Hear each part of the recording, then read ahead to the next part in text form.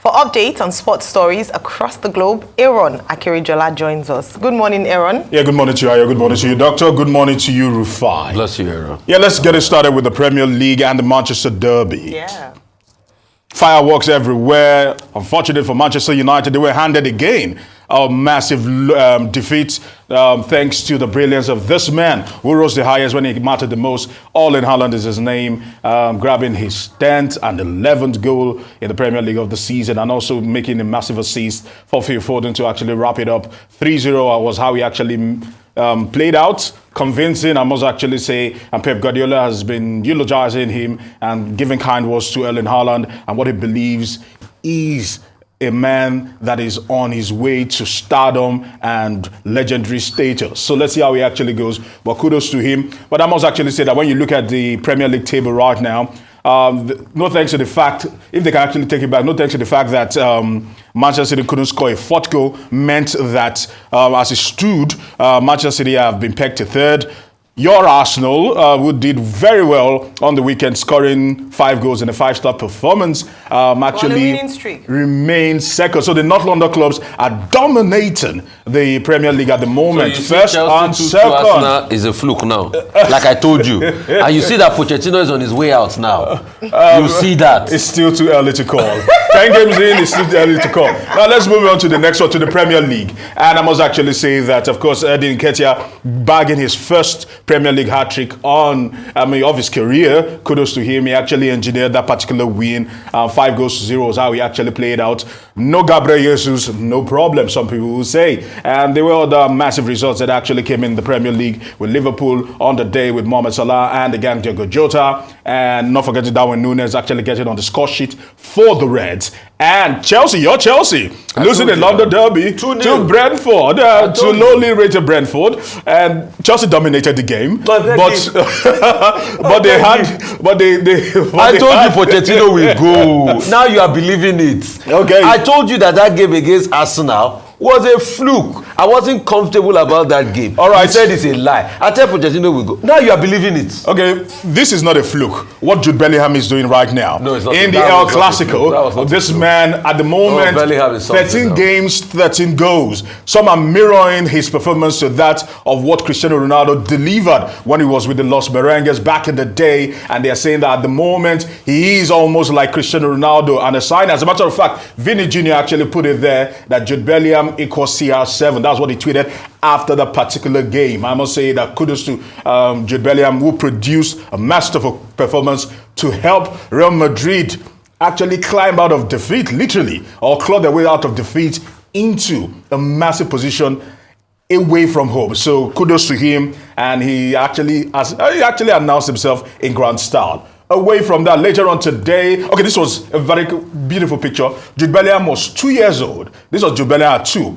That was when Luka Modric started playing football. And to think that Luka Modric is still playing with Jude Bellingham, that's class. That is class all the way through. Yeah. Okay, away from that quickly, the Super Falcons later on today in Abuja at the MK Abiola Stadium will be taking on Ethiopia in an Olympic qualifier. It is the second leg. The first leg in Addis ended 1-1, and the Super Falcons will be hoping that they can, for once in a long time, qualify for the Olympics next year in France. Away from that, there were massive wins for Bayelsa United in the Nigeria Professional Football League, I must actually say. And quickly, this is actually coming. One of the hazards of being a star and having so much money. One man's parent, Luis Diaz, in Colombia, the parents have been kidnapped. And we hear that the father is still at large. They've not been able to get to the father. He didn't play that particular game. Talking about Luis Diaz, Liverpool's game over the weekend, because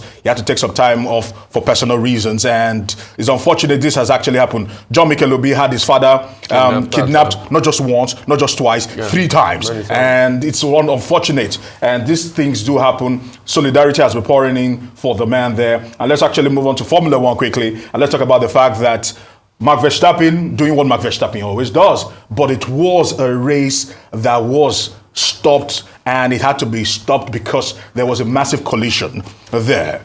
Charles Leclerc. You can actually see the car there with Sergio Perez actually colliding at the start of the race, and that wasn't very, very funny. But ultimately, Red Bull still had the day with Max Verstappen, and finally, Tyson Fury, some would say controversially, won this particular bout with Francis Ngannou, who is 37 years of age, making his debut in boxing. But he actually schooled Tyson Fury. This is Tyson Fury's face after the bout. All red and literally feeling the bite of Tyson Fury's punch. Ngannou's punch. Ngannou on the day showed that he is a true athlete. This is the score sheet. You can actually see in there. 2 of the judges gave it to Tyson Fury, and 1 gave it to Francis Ngannou. 1 point separated both of them. Some feel that Ngannou should have won, but some are saying that technicalities are what win boxing matches when it comes to points. And maybe that did not play out for Francis Ngannou. But this man was very proud, almost like a proud father, talking about Mike Tyson, because he would say he trained Ngannou well. Ngannou went out there and showed what he could actually do, making Africa proud, making Cameroon proud, and more importantly, the second video shows one man waiting on the side, and he says December 23 on nothing, talking about this man, Olendas Usyk. At the moment, he was there watching, patiently watching, and looking at how things actually played out. Sometimes surprised when he actually hit the canvas in the third, talking about Tyson Fury, but he has insisted Tyson Fury cannot dodge this one. December 23, or forget about it. Honestly, and see, you know when I'm wrong, Aaron, I come to you and say I'm wrong? Okay. On the Pochettino argument, okay, I was right. On the Fury argument I made last week, I admit to you I was wrong. Okay. After I saw that Ngannou fight, Fury doesn't have any steam in his tank any longer. I don't think so. Ngannou, that just picked up boxing, couple of months. And he had not fought professionally in 21 months. In 21 months, and he outboxed you, dominated you, hit you on the canvas, and you call yourself world champion? No. I'm sorry. It was an embarrassment. It was a real embarrassment. Yes, it was. And it was a real embarrassment for boxing. True. So this is the world boxing champion that a non-boxer could dominate this way. And I'll see what you were saying that is true. That Tyson Fury is truly running. And if he's not running, like you said, he should face Usyk. December 23. December 23rd. Let's see. On that, I am wrong. On the Pochettino hood, I am right. All right, let me come back home to the Super Falcons. Okay. Really excited for them for today's match against the Lucies of Ethiopia. Yeah. And hopefully tonight will help them break the jinx, what has been called as the Olympics jinx. Yeah. They've gotten a lot of support from Nigeria and just telling them that they can do it and bringing on the radar their really good outing in Australia, just at the FIFA Women's World Cup, and hoping that they would be able to make that to the Olympics. Now, talking about the Olympics, this is a question for you, Aaron. How prepared are we? Because in terms of athletics, we had a number of bands and all that. Who are prospects at the Olympics 2024? Because I don't know if it's just me, it seems to feel that, preparation, excitement that we often have towards an Olympics. What's our standing currently? Who are the teams or the people to look out for, to look forward to seeing at the Summer Olympics next year? Let me put out a famous line from the Game of Thrones. They say when a Targaryen is born, the gods flip a coin. So he can turn out well, or he can become a madman. And that is with the Olympic team that goes for every single Olympics. Yeah. There's a flip of coin. Maybe we might do well in football like we've always done, or it can be a complete disaster. Athletics? Including athletics. Okay. Including athletics. We are hoping not, because we have some shining lights in wrestling and some other sports. True. But we've seen the Olympics become a show of shame time and time again. London 2012, a typical example. Yeah. Well, there's this general perception out there that what happened in the fight between Tyson Fury and Ngannou was that Ngannou was robbed. Yes. So many people feel so. Yes. Was an act of robbery. Yes. Because people were stunned. But the thing to note here was that there was no belt at stake. And that's why, you are in order to be apprehensive if Tyson Fury meets Usyk, who, as you said, was there, watching the fight. But Ngannou now says, well, this is not the end. This is just the beginning. He wants to fight Deontay Wilder. And he also wants to fight Anthony Joshua. Okay. Now, meanwhile, Eddie Hearns, Anthony Joshua as a promoter, had underrated him. In fact, he said Tyson Fury will beat him, school him, and put him down. As it turned out, it was Ngannou. Who did the beating at schooling? In the third round. Yes. So, you never know. There may well be a very good future for him in But my fear is he's boxing. 37, and that's the twilight of boxing. It's unfortunate that he didn't start on time, or probably he was away for too long. 21 months is a lot of time. So that's almost 2 years. Well, you never know. Surprises happen. True. And then George Foreman. As for Max Verstappen, yes, he showed at the Mexico Grand Prix that, in fact, he's the master. He's untouchable. At the moment. His 16th victory. At the moment, in 2023 alone. Yes. Beating his own record. Yeah. That's quite impressive. For how long will he stay at the top?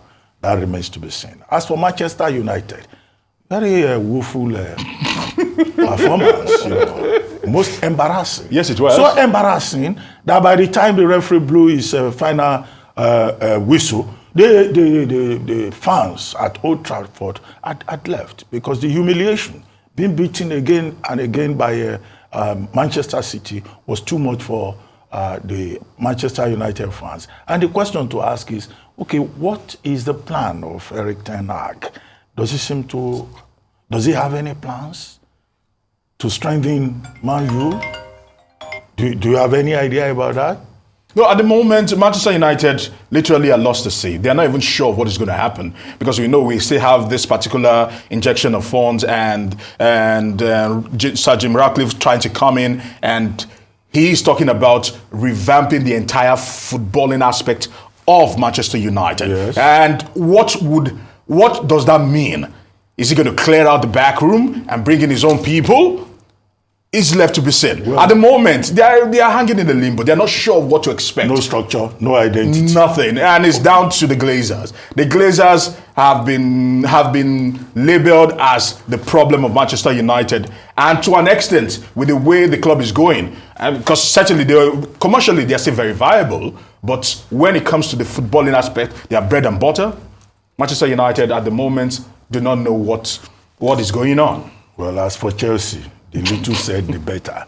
Because once upon a time, even here in Nigeria, Chelsea fans used to move about. Yes. They used to celebrate with cows. No, this is what happened when there's a transition. But now I don't see too many people wearing a Chelsea t-shirt. No, the Abramovich era is over.